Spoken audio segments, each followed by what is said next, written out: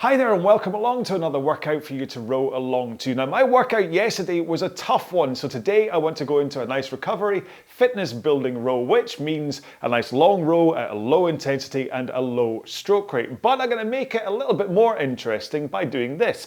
I'm going to row for 4 minutes and then I'm going to get off the machine and do an isometric squat, which means let the seat come forwards, get into a squat position and just hold it here. And then what I'm going to do is within the space of a minute, I'm going to get off the machine, hold the squat and then get back on again. So as the clock ticks over to 5 minutes, I'm going to climb back onto the machine, carry on rowing, do 4 minutes, get off and do the squat and so on. And until 30 minutes is done. And then we're all done for the day, you can go and do something else, okay? Hopefully you're going to join me with this. You don't have to do the squat in between, but it does mix things up and it's actually really good for your legs, all right? So before we get into our main session, we have to do a 4-minute warm-up. And before we can even do that, we have to set up our machines. On an Avalon, I want you to set your resistance first to wherever you want it to be. As a good guide, I've set my resistance to 10, and I'm probably going to leave it at 10 for the main row as well. If you're on a concept 2, then set your drag factor to wherever you want it to be, right? Good guide for that is to have it round about 130. If you have no idea about drag factor, then set your lever to 5 or 6, because too low isn't an issue, too high is a problem, all right? And then afterwards, just read up about drag factor. Next up, go to your foot stretchers, your foot strap height, all that kind of stuff. And what you want to do is set them to a height so you can come into the front of the machine with your shins pointing vertically, comfortably, okay? Now, comfortably means that you can kind of get there and you don't have to force it in the way in. If you're too high, then that's kind of the problem. You get all bound up. If you're too low, you can go past and your backside scoots out from underneath you. When you start rowing right now, that might be a little bit of a tricky one to get used to because you might not be kind of warm yet. I know I'm not. So what to do is set it as a ballpark so that the strap covers the bottom lace on your shoe, which should go over the balls of your feet. And then after today's row, or maybe after the warm-up, if you think, actually that is a little bit too high, a little bit too low, you can then adjust. No one's going to tell you what to do. Make sure you are comfortable, all right? That's all that really matters here.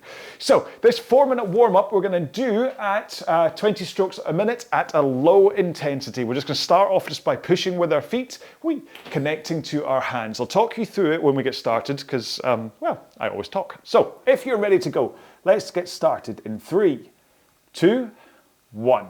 And we're off. So it's a warm-up, so all you're doing for this first minute is letting your body move. Don't worry at all about intensity or pace here. All I want you to do is press your feet into the foot plates, kind of as though you were standing up, to be honest, and work on the timing between your feet pressing and your hands picking up the handle.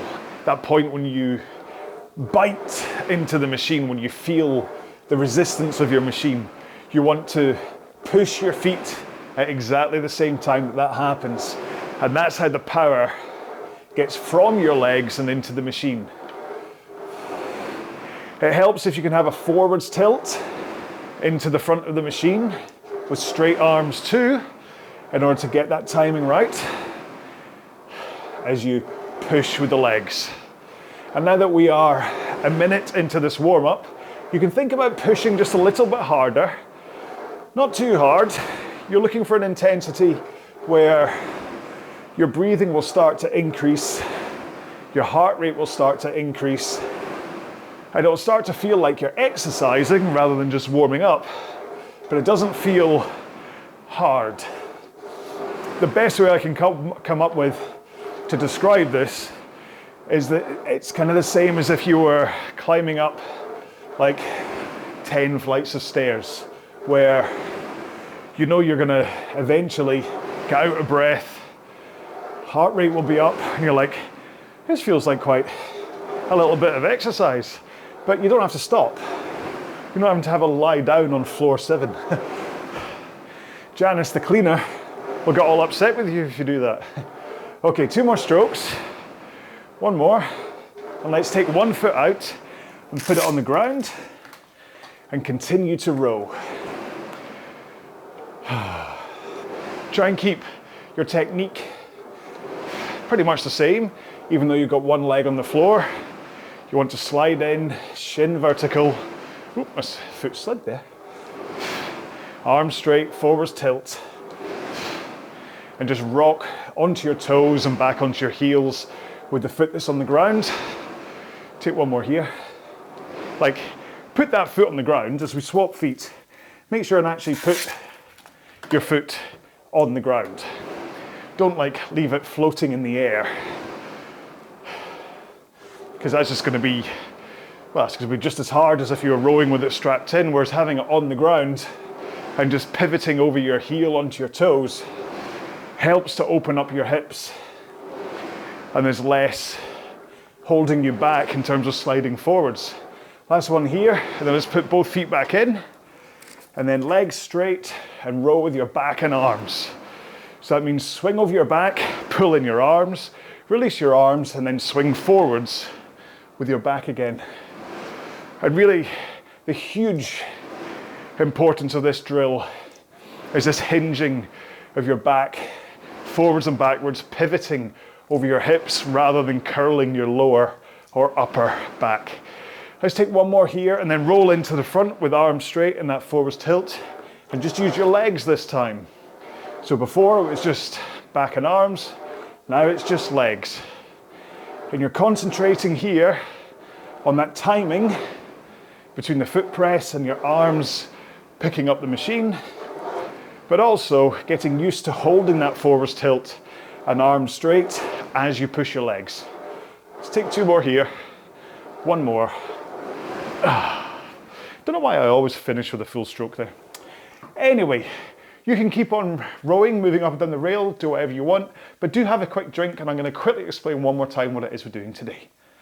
Okay then, so today's row is going to be 30 minutes long. We're going to do it at 20 strokes a minute at a low intensity. So that's basically the second minute of that warm up there, kind of 5 out of 10 effort. Or if you use a 2K training pace, you're looking at around about 2K plus 18 to 20. Okay, so that should hopefully explain that it's a nice low intensity, like your fitness build up. But we're going to do that for 4 minutes, and then we're going to spend 1 minute by getting off the machine, holding an isometric squat, and then trying to get back on the machine, ready for the end of that minute to then get going again. Don't worry if you miss a couple of seconds on these transitions. No one's going to shout at you for it, but that's kind of the plan. So you do 4 minute, 1 minute. We're going to do all of that 6 times. Boom, 30 minutes is done. Okay? Right, so if you are ready, you've had your quick drink and you've had a little bit of a wiggle of your backside, hopefully you are ready to go. So let's get going in 3, 2, 1. Let's go. Now, after the calamity of me trying to hold or work out what the splits were and intervals, etc. on the 8 times 3 minute row, I've been smarter today, and I have a stopwatch running in front of me to make sure I don't make the same kind of error. Every day's a learning day. So 20 strokes a minute. We're just going to hold this low intensity, low stroke rate for 4 minutes, then do those squats. And I'm kind of hoping that you spent enough time with me now on these rows that you know my opinion on these low intensity, long, slow rows. That this is where the important structure of your rowing comes from. Not only does it help build your base fitness, your foundation fitness, but it also gives you space to work on your technique and your rhythm and your flow, and to fall in love with rowing. And because not every day needs to be a maximum let's knock it out the park style row. Frankly, that gets exhausting. Over my time rowing, I've kind of come in and out of different training plans depending on what I'm aiming for at the time, but the important thing is that if you're going to focus on a training plan, you need to come up for air and do something less, well, mentally taxing as well as physically. So, like if you're training for 1,000 meter row, which, well, a good example for me is back in 2016, I was training for about 6 months to break the 1,000 meter row world record for my age and weight. And it was a really tough 6 months. You'll be pleased to know I got the record. And then 2 days later, someone else took it off me, but I had it. But after that, I just had to go back into maintenance rowing, doing rows like this just to try and give my brain some space, because it gets exhausting. And even within a plan, you have to have ups and downs. If you just sat down every single day and did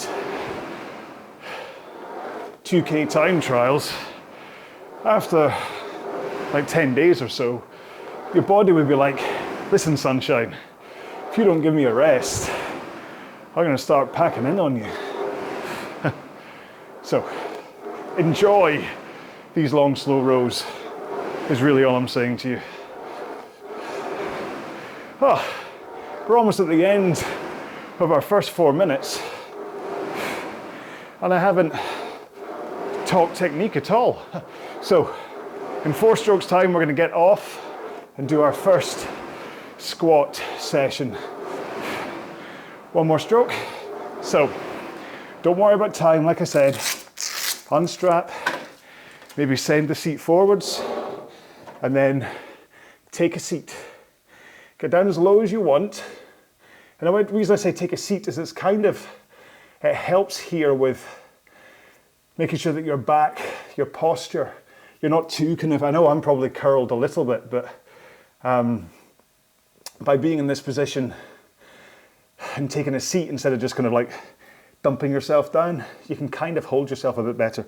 Next time I have to stand a little bit further backwards though, because the seat's right between my legs and I'm like doing a sumo squat here. Right, so it's 20 seconds to go, and what I'm going to do is when we get 10 seconds to go, I'm going to climb back on again. So you can follow me if you wish. So, and release, and get back on. Give myself 10 seconds to strap back in again. And 3, 2, 1. Let's go. That's it. Okay? That's all that we're going to keep doing today for our half hour. So this is really kind of like almost like a super recovery, because what you're going to find is, I mean, I've spoken about heart rate training before and wanting to keep, if you are rowing at a zone 2 heart rate and trying to keep it there, then the problem with a half hour row is cardiac drift, where the longer you go, the more your heart rate will climb and the harder it is to hold it in zone 2. Whereas by doing 4-minute row and then just holding that squat, your heart rate really should get an opportunity to come right down before you come back into this again. Because remember, these 4 minutes are not meant to be hard. It's meant to just feel like walking upstairs. So if you are, what are we, 6.5 minutes into this workout, and you're huffing and puffing and really out of breath, then you're going too fast. Out of breath is okay, but if you're heaving in gulps of oxygen, then just back off a bit. But this is when I do talk a little bit about technique, because it's kind of where technique does come in. It's about rhythm and control. where as long as you can find your rhythm, everything starts to ease and flow. And this is how you get the power into the machine in a much more efficient manner. Right, hang on, I gotta do a little bit of maths here because of my 2 different clocks running. So we were 5 to 6. So this is 3 minutes we're coming up for in a few strokes time. I said I'd make it easier on myself by having this, but I think it's made it a little bit harder. I'll have to just remind myself when we get back on again. I'll say, right, this is the timer. So I know. So I've got less than a minute to go on this second chunk, let's call it. Can't really call it an interval. For this second 4-minute chunk. And hopefully you'll hit that exertion point that I keep talking about, where you know it's exercise, but not too tough. Like, you shouldn't really be like, oh, I can't wait to stop to do that squat for the recovery. You should just be like, yeah, whatever, into a squat. We're going to do it in 3 strokes time. 2, 1. Okay, so handle down, get yourself out. Oh. Right, sorry. And down. There you go. So I was messing around there to make sure I took a full 10 seconds to get down into place here. And then, yeah, so then this way I know that by taking 10 seconds to get into this squat, holding it for 40 seconds, then 10 seconds to get back into the machine again, it kind of gives it consistency rather than it being kind of random flopping up and down. And maybe still a bit spread eagled on either side of the chair here, or the seat. That's okay. Like I say, we're just breaking things up here, so. And I'm getting up. So we've got 10 seconds to get back in. Right, 15. Remember 15, John, this time. Okay, 3, 2, 1, and we're back in again. Right. So same thing again. Just low intensity. Just get that power in, enjoy your rowing. And I will spend this 4 minutes talking technique, but then I won't mention it again. Well, not fully anyway, because I only briefly spoke about it in the warm-up, so it's worthwhile just doing a recap. What I want you to think about on this one is making sure your arms are straight as you roll forwards. So the moment you start rolling, your arms should be in front of you and relaxed, okay? Nice and relaxed, roll.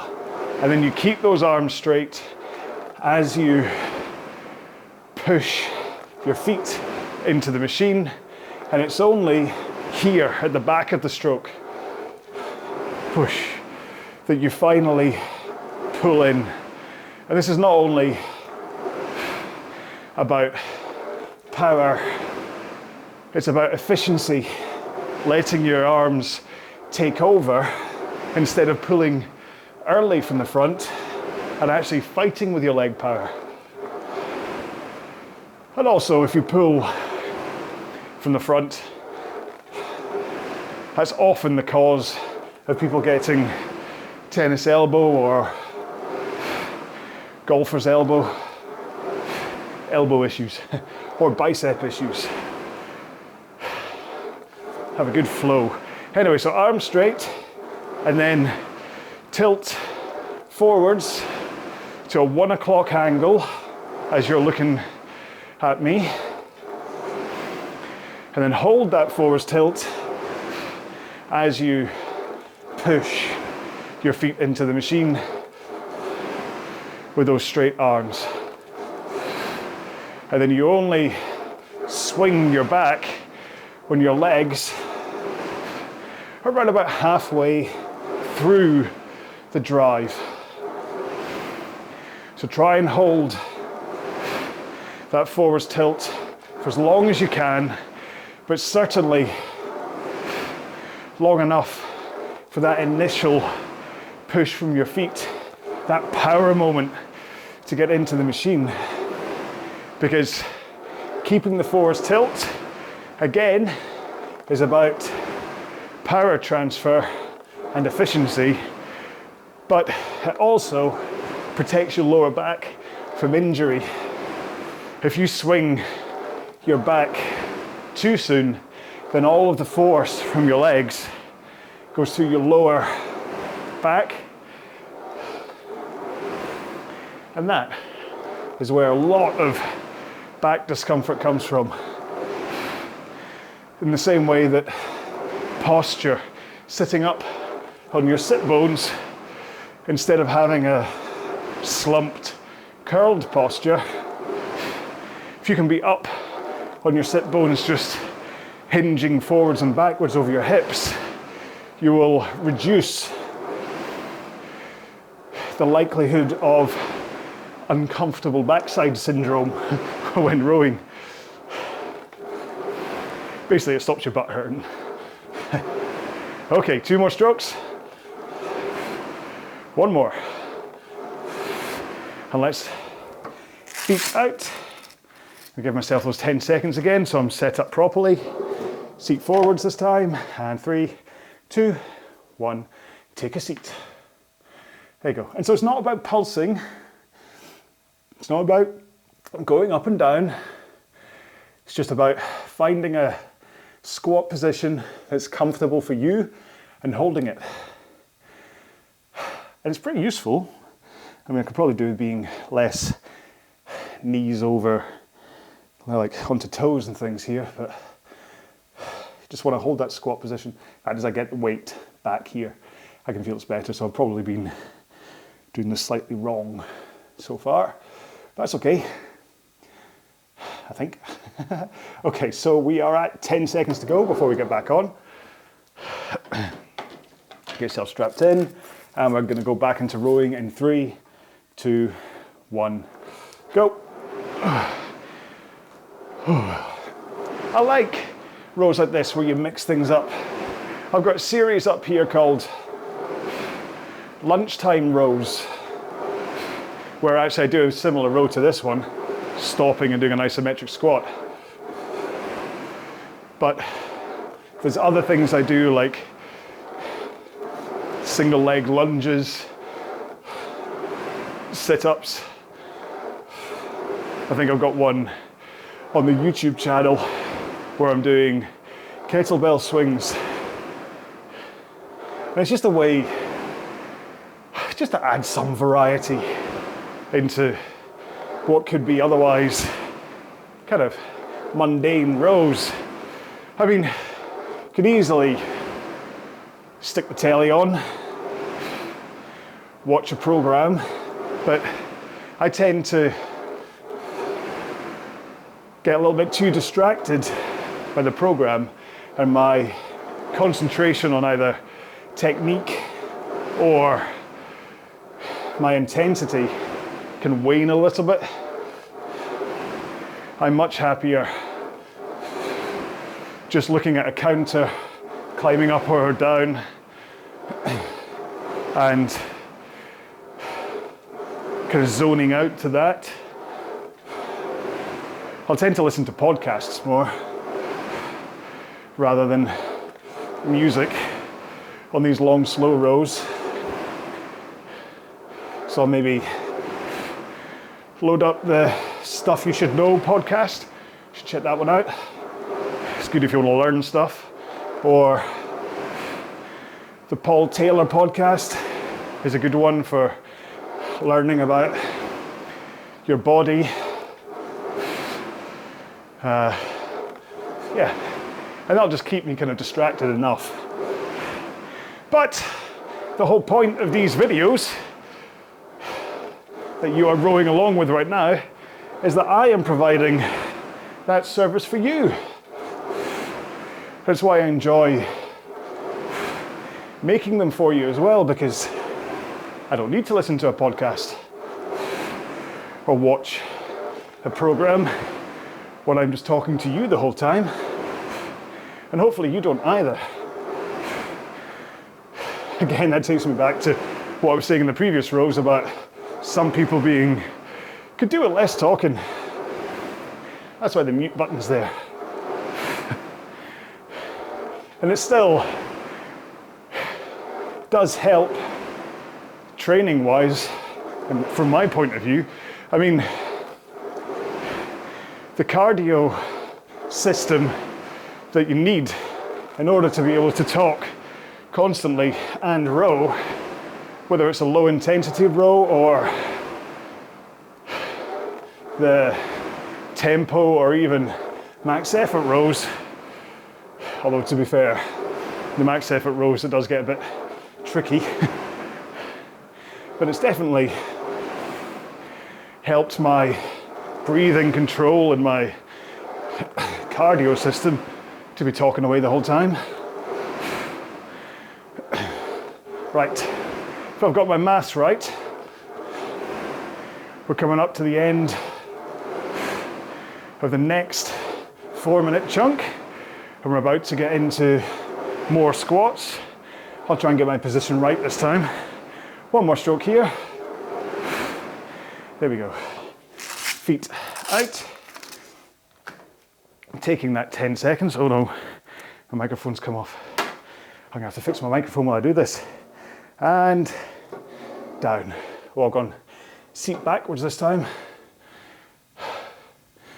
Well, it's frustrating having it nudging off the back of me. So the thing about rowing machines is that because there is this downward rake, the seat always wants to come forwards. So it's, yeah. But hold this position for another 20 seconds. Let that squat get into your, whatever muscles you're training. I mean, I'm definitely, for me right now, I'm training kind of more top end hip flexors and things because I'm quite low and my knees are forwards. But I am doing squats as part of the high rocks training. Right, 10 seconds to go. So it's kind of important for me that I've got that range of motion. 5 seconds until we start again. 3, 2, 1, let's go. So we have 2 more of these intervals to go. And then we're all done. And hopefully you're just zoning out to this one.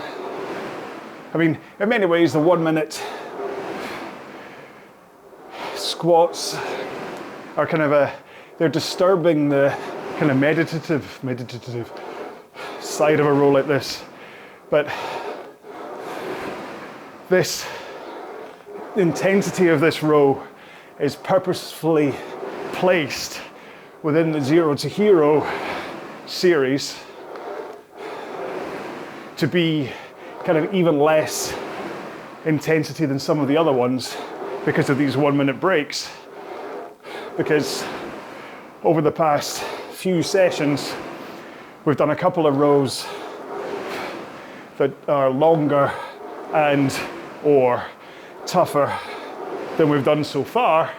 And so I want to make sure to give you space to recover while still rowing. Because an active recovery has its value. I do suggest taking at least 1 rest day a week, regardless of your experience, whether you're a new rower or whether you're properly experienced, depending on the levels you're training at anyway. I know people who have rowed every single day for like the past 3 years, but most of their rowing, it's been like 5,000 meters at an easy pace. And so they're never really taxed their system. So I spoke in one of the recent rows about the concept of this bowl of power that you have, the available, like your petrol tank of power that you're able to use when you row. And so workouts like this one are great for increasing the size of bowl you have, because it builds your fitness and your ability to be much more efficient at using the power, the energy that you have available. And so you do a row like this, you don't empty the bowl, and you grow the bowl, which means that the next day you can come back and you can work in a tough row, which may empty your bowl, but as long as the next day you do an easy one or take a full recovery day, then that bowl of power will fill back up again. But what you don't want to do is come back day after day emptying your bowl, because eventually you're not giving it enough time to fill right back up again, and you'll completely tap out your energy reserves. Okay, 10 seconds to go. 2 more strokes. 1 more. See if I can get it right this time. So unstrap. Seat forwards and take a seat. There you go. Obviously, I mean, I've spoken about this pretty much every single time, but find the range of motion that works best for you. Sometimes holding it in like a little bit higher, that's now hitting my quads more than up at the top of my hip flexors, but I'm kind of trying to focus a little bit more on being deeper, because like I was saying in the last one of doing this, training for high rocks, the wall balls at the end, you have to do 100 wall balls, and you have to squat down with your thighs past parallel, so you actually have to be below parallel. So I need to work on my range of motion. That's what I'm doing today. 10 seconds to go until the next one, and my straps come out. Can I get it back in time? Oh no. 3, 2, 1, and let's go. And I'll do this one strapless. So, in fact, I know I said I wasn't going to talk technique, but as being my fumbling around with the straps there have led to me rowing strapless, I can talk a bit about it. But just to say, rowing out the straps may be mind-blowing to some of you who need the straps to, like, you use them, brace your feet against them to pull you forwards towards the front of the stroke. Whereas I don't need to do that, because I use my body's momentum to trigger me moving forwards. So the arms away in the forwards rock creates forwards momentum, so that all I have to do is bend my knees and I come forwards. Of course, the other aspect of this is the drive phase, where a lot of people use the straps to stop them flying off the back of the machine, which is fair enough. But it's only really at a pace like this, stroke rate like this, you shouldn't need them. If you're rowing like 30 strokes a minute, full whack, possibly yes. But at a low rate, if you're having to brace against the straps, it's because you're not putting all of the power into the machine. You're still sending lots of momentum backwards and you have to steady yourself. Whereas, because I got this forwards tilt, and I power my legs first, then I use the momentum of my back, and then finish with my arms. By the time I get to the back of the stroke, there's very little momentum sending me backwards. So all I need to do is brace my core to soak up any leftover momentum that might be there. So by rowing with the straps out, not only am I kind of forcing myself into a better rowing stroke, I'm also giving myself a better ab workout as I get into the back of the stroke. And right now, I really need that. I ended up with quite a soggy core after taking time away from proper training over Christmas when I had that winter flu. I hate to flog a dead horse, especially when you might be rowing along to this in July and you're like, I don't care about Christmas. But just to say that things can derail you from time to time, and it's how you react to it that matters. Okay, 2 more strokes. 1 more. And then handle down, and we'll get into our last set of isometric squats. So here we go in 5, 4, 3, 2, 1. Find that squat position. Take a seat. And don't worry, I'm not cheating. I'm not like holding onto the seat here. Try and shift my weight back again. So yeah, that's it. It's kind of, what's my heart rate up at? I don't know. Let's see, 120 right now. It's my heart rate, so that's definitely, it's around about 60% of max for me, I think. My max is around about, well, between 175 and 180. 175 on the rowing machine currently, 183 on the bike if I'm doing Zwift. Right, I'm going to hold this for the last 10 seconds as well, because obviously I don't need to get up and out of it to get back onto the next interval. You can do it whatever you wish. 5, 4, 3, 2, 1, and I'm done. Right, so if you want to climb on and do some light rowing just to cool down after today's row, then please do, just to kind of, maybe you're feeling a little bit tight in the quads. But I'm just going to quickly say goodbye, so you can do that.